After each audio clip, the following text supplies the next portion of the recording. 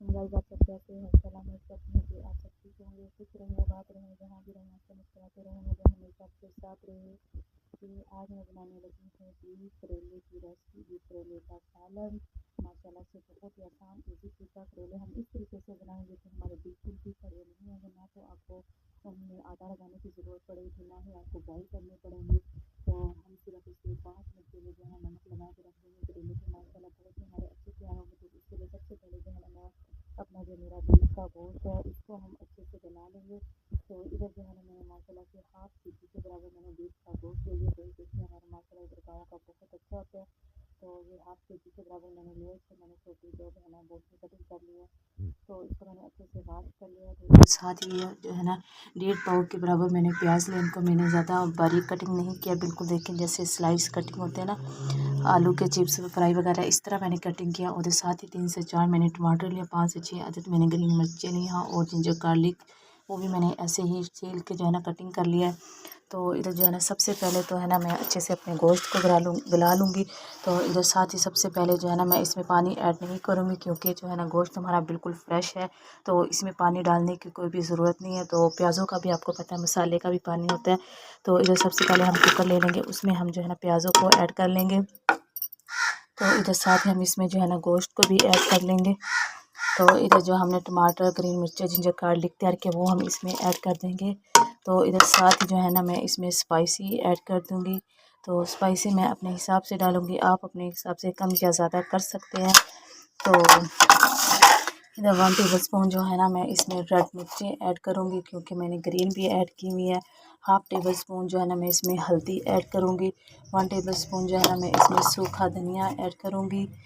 और 1 table spoon जो है ना मैं इसमें साल्ट ऐड करूँगी। साल्ट आपने करेलों में कम ही रखना है मसाले में गोश्त के, क्योंकि जब हमारे करेले जो होते हैं ना उसमें भी पानी निकलता है, वो सॉरी करेले का जो है ना नमक निकलता है, फिर तेज़ भी हो सकता है। तो आपने कम ऐड करना है, मैंने सिर्फ 1 टेबल स्पून लिया है।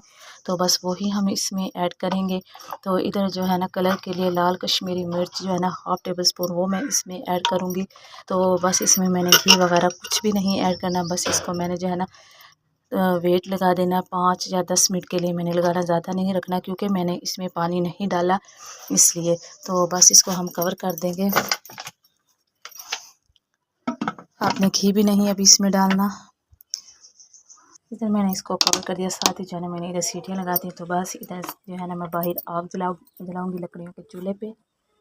इधर जो है ना मेरी आग भी जल चुकी थी। तो बस मैंने कुकर को चढ़ा दिया था चूल्हे पे।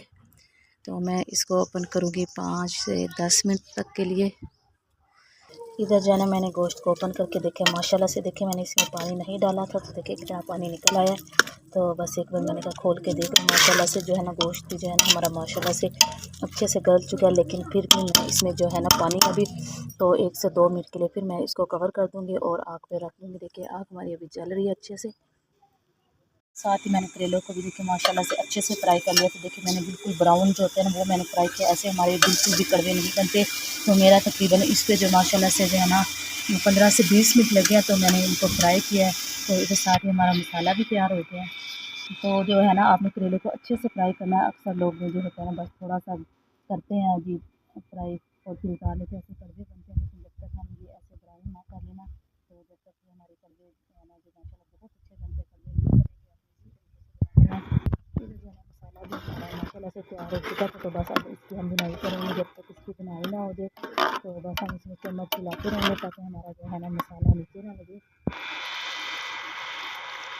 भी अच्छे से तैयार हो चुका। तो इधर साथ ही जो है ना मैंने इधर करेले ऐड कर दिए इसमें। तो इधर बस इसको अच्छे से हम हिलाएंगे और चले कोलों पे रख देंगे। मेरा जो है ना गोश्त करेले का सालन माशाल्लाह से बहुत अच्छे से तैयार हो चुका था। माशाल्लाह से घी भी जो है ना हमारा माशाल्लाह से सेपरेट हो चुका था। तो इधर लास्ट में जो है ना मैं इसमें धनिया ऐड करूँगी। तो इधर साथ ही मैंने इसमें धनिया ऐड कर दिया माशाल्लाह से।